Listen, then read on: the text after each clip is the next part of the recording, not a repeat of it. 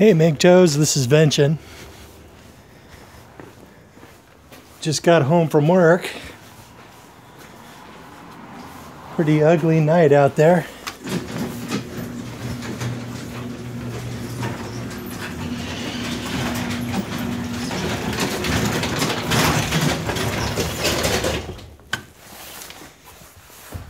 Had a good day at work, but just wanted to quickly cover the whole Bitcoin thing. A lot of people nowadays have been getting into Bitcoins and cryptos not for the original reason of wanting to take some of your power, your financial power back from the system, back from these situations where governments and family court systems could just reach out and just grab your freaking money and just confiscate it without anything you can do about it. Basically, the purpose, so many of us and some of the earlier people, we're sort of leaning to the right, and we just don't want our money to be able to be seized so easily. And those functions of Bitcoin and to some extent other cryptos, they still exist. That is still a tremendous function of these currencies. And right now, a lot of people, they just got into this what they call irrational exuberance, following the price up, and man, one of my fellow mechanics even bought at 19,000, and he did what I did back in 2014. He purchased Bitcoins using a credit card. And he freaking and he bought like I'm not sure how much, $10,000 worth or something. And now his investment is like 40% of what it was, and he still has that credit card debt, but his Bitcoins are now worth 40%. So man, I feel his pain because I have been there, and I warned him against it. I warned everybody against it. Don't buy Bitcoins on credit. Or if you do, just not very much, right? So, but it's unfortunate, but the functions of Bitcoin, the fact that nobody can reach out and just take your money with like just a court order or something, that is a tremendous value in my opinion and for me, because you're immune to bank bail-ins, you're immune to bank failures, you're immune to capital controls, you're immune to seizure of your assets, and you're once you own Bitcoins and you store them in a secure way under your own control, those Bitcoins are yours in a way that nothing else in this world can ever be yours, and that is a fact. And it's a tremendous use case for Bitcoin. But now we're getting other use cases. We're getting layers being built on Bitcoin.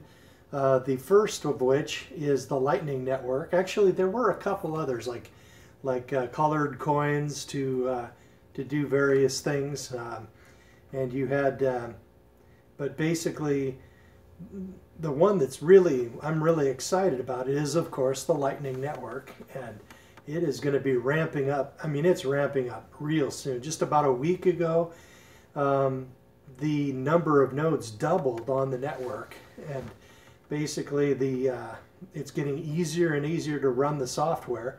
And I run a full node on my spare laptop, and that's one of the things that's necessary to have in these early Bitcoin wallets, these early Lightning wallets.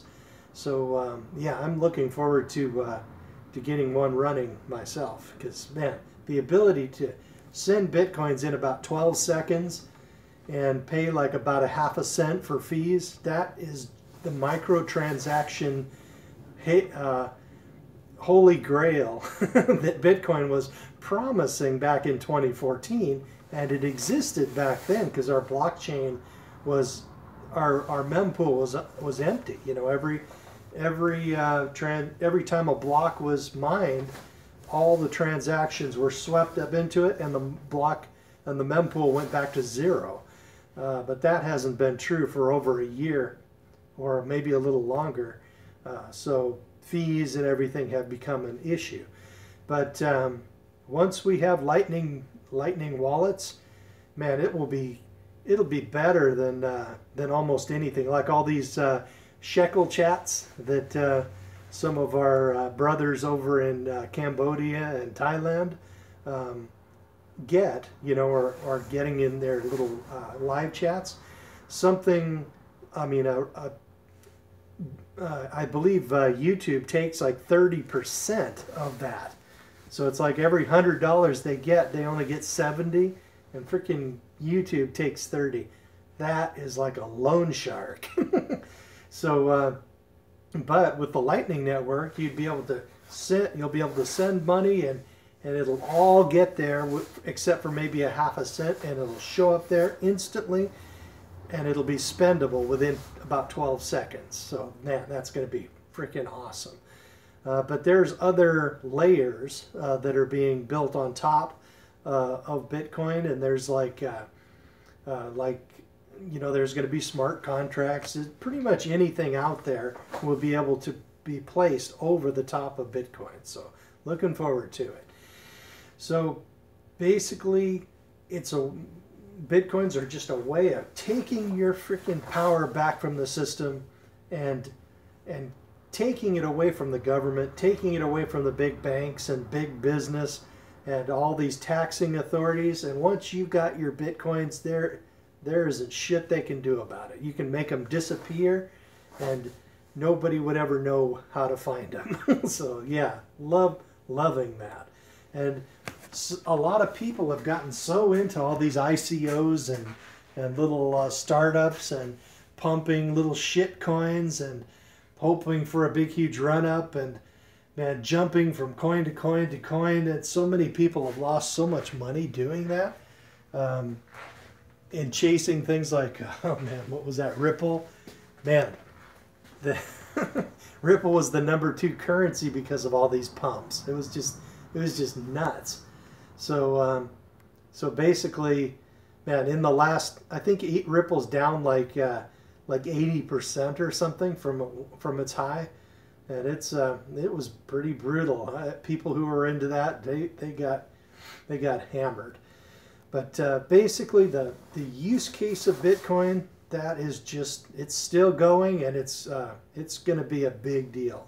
So the result is I've been buying and buying and buying all during this drop, and I get paid again next week, and I'm going to buy again. I was hoping to get some vacation to get over to Cambodia, but I am having trouble getting away because we're so freaking busy.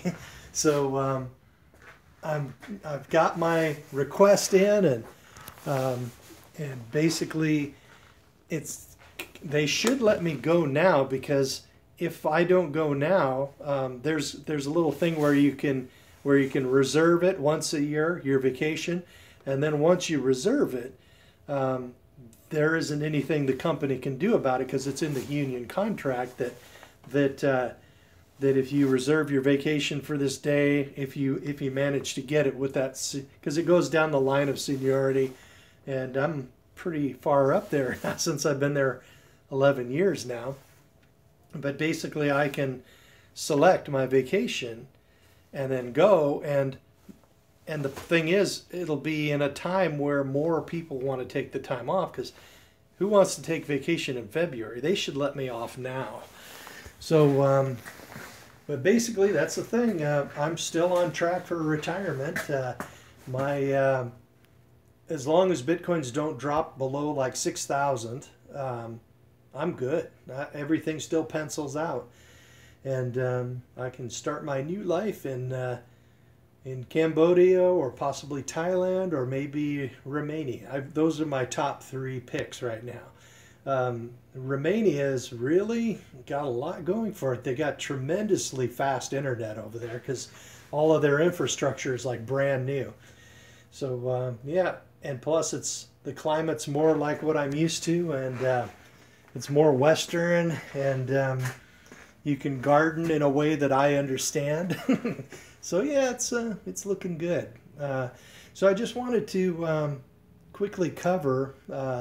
If you hopefully nobody's out there panicking, and man, I sure hope nobody does what I did back in March. Man, we had this massive crash in the Bitcoin price, and then Vinny Lingham, he's a big Bitcoiner who was like highly respected at the time, and he was predicting dire pronouncements of doom, saying that Bitcoin was going to go down to $400 each because of the mempool issue, and basically it scared me so bad I sold half my friggin' Bitcoins. Man, that was a bitch. That's something I can never recover from.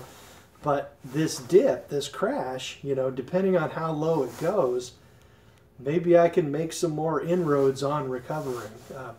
Because if the Bitcoin price drops down below 6,000, man, I can put away a couple more Bitcoins in just like maybe 4 months or so. But I don't think it's going to stay low that long. So other than that, living the dream. Yeah, just getting ready, sort of, you know, just kind of readying myself for the big trip, and the totally turning my life upside down and selling all my assets, and starting a new life in a new country. It's very exciting, guys. Well, that's about all I got for you. Don't get married.